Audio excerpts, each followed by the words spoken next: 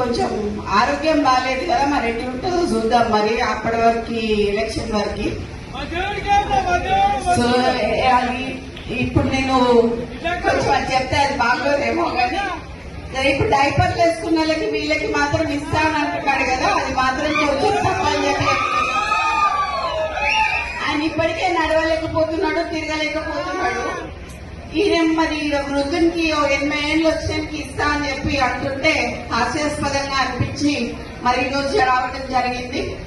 ఈ రోజు ఈ తమ్ముందు ఒక 200 కోట్లది ఒకటే చెప్పిన, ఒకవేళ ఎవరైనా నాకు కౌంటర్ ఇచ్చిందనుకోండి మిగతా కూడా బయటికి తీయాల్సి వస్తుంది. సో ఎవరు కౌంటర్ ఇచ్చినా బయటికి తీసి సీతా దయాకర్ గారికి కూడా పదవి ఇచ్చినావు నువ్వు. సీతా దయాకర్ గారు ఏం చేసిండ్రయ్యా పార్టీకి? అసలు ఎక్కడ పార్టీ ఆమె ఎక్కడి నుంచి వచ్చింది? ఆమెకు చైర్మన్ పోస్ట్ ఇచ్చినావు నువ్వు. కొన్నాళ్ళకి ఎందుకు ఇయ్యలేదు